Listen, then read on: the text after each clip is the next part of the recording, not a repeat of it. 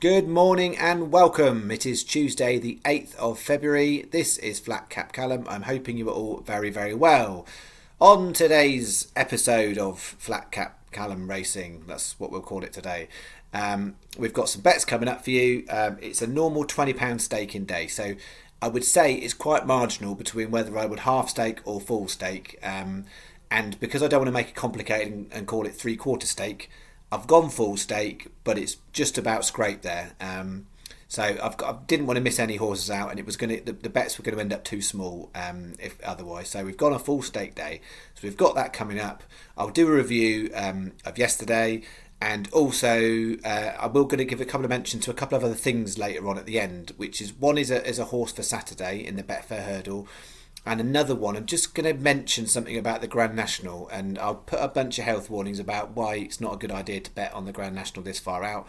However, I've got something I'm going to talk about with that as well. So that's coming up.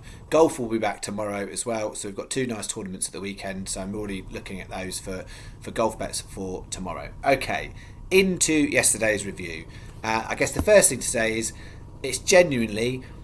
it's a bit painful when you got to come on for the third day in a row and talk about how it was a really bad day. It won't always go so well, but it's painful and not painful for me from a point of view of, it's embarrassing I'm putting out horses that aren't winning or whatever. Because the style of bets I do, that's just what happens. So it's normal to me. It's just painful, I know, for those of you who are following, who are now starting to follow less or have a few doubts because we've had 3 bad days in a row, and then all of the goodness that we've done previous to that does get forgotten about. So it is painful, and I can't make any guarantee when it's going to stop. So today could be a day where it turns the corner and we have a decent one. It could just be tomorrow I'm coming on and saying it's a painful day for the 4th day in a row. Can't make a guarantee. I'm trying to make long-term profit here. It's not going to be profit every day. It's going to be long-term profit. Okay, review of yesterday, and I'm hoping I can't hear too badly, but I'm hoping you can't hear the drill in the background. The neighbours have decided to dig up the garden. So anyway, moving on. Yesterday's bets, we had a lucky 15 each way.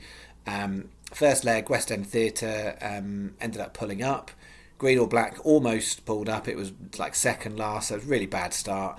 Fluorsals was 4th, which was too bad, but it wasn't very close. Mythical Madness did place, and so we got a little bit back from there. And then in the second bet, Manvers House, which is one I talked about yesterday, it was a 7-horse race. I don't like 7-horse races.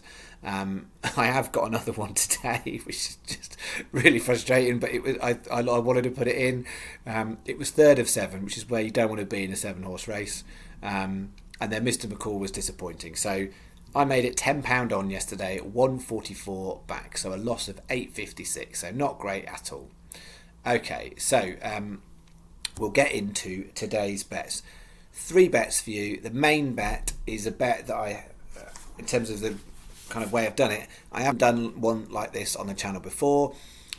So you can make your mind up whether I'm desperate and I'm trying different angles, or whether I've just decided that that's the best way to do the bet today. The results will tell us something later on. So what we've got is bet 1. The main part of our stake is a win lucky 15. So we've done win Trixies and we've done a lot of each way lucky 15s, but today is the first win lucky 15.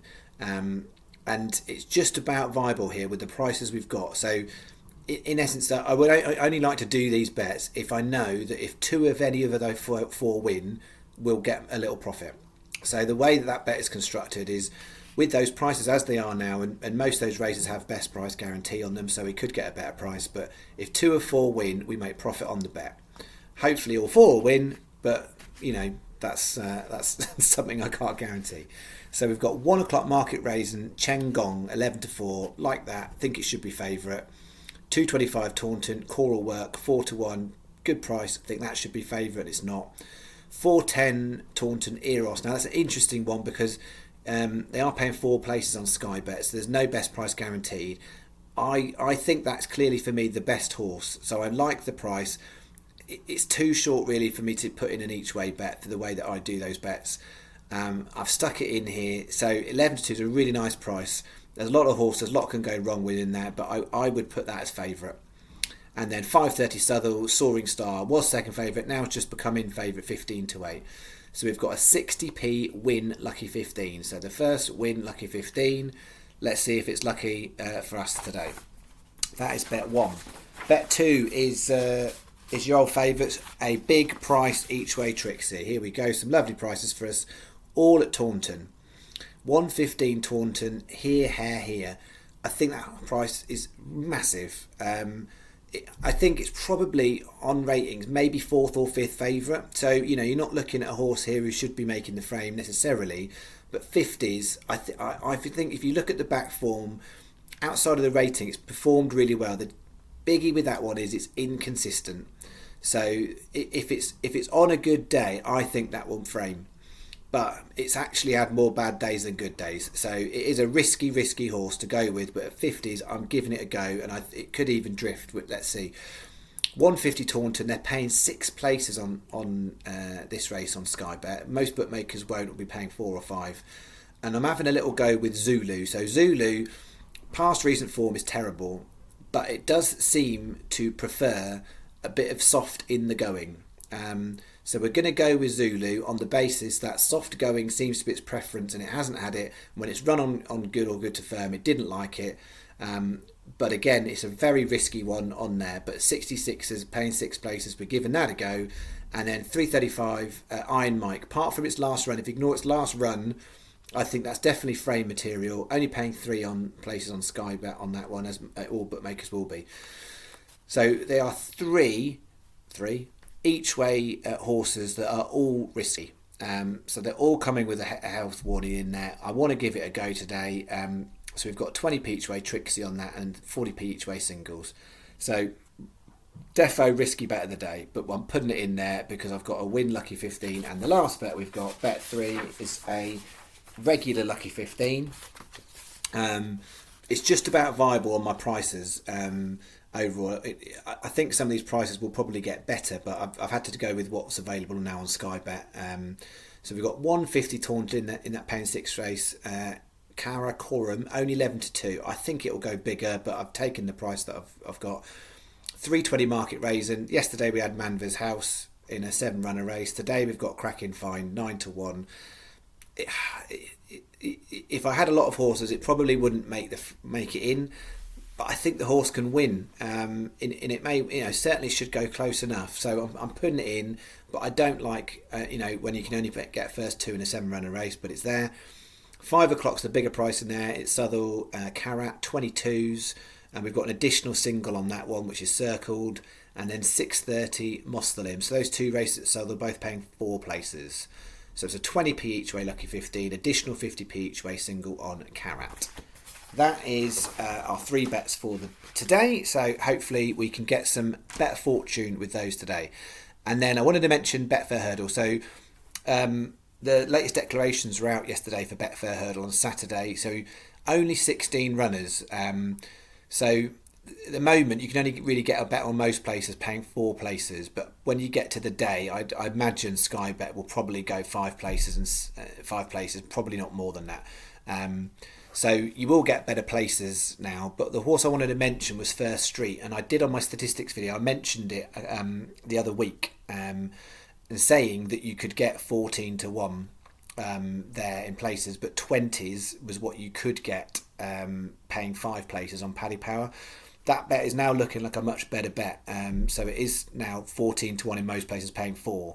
I've looked through it again. I still think it's the best bet. So it's not as good terms as you could have got when I mentioned it last week at 20-1 paying 5 places. I still think now, given the horses that have come out and what's at the top of the market, I think it's overlooked still, because it looks like Nicky Henderson's second string in that race. So it may be worth a little go. That being said, I don't see it coming in the betting very much, so it's probably one to wait till Saturday and see if we get an extra 5th place to give us a bit more each way on that. But I'm keeping my eye on that one. And then the other thing I was going to mention was about the Grand National. Now, Grand National, my favourite race of the year. Love it. Now, from a betting point of view, it's not the best race at all. It's the race that most people have a bet on. But in terms of actually winning, if you've got 36, 38 horses running, only one can win. So your chances of winning are really, really small. Place-wise, it's normally, a lot of bookmakers will pay extra places. It's nice from that point of view. Betting Ante-post right now, it's so hard because you never quite know what's going to make it or not, and you've got to factor in weights and things. I did want to mention one horse that stuck out to me in the market at a price. And it may be worth a little go each way because I think it looks like a Grand National horse through and through. And it ran at the weekend in a hurdle race. Enjoy de Allen. So you can get it at the moment 33s, paying first 4 on Sky Bet, which is a bit tight really. Other bookmakers are paying first 5 already.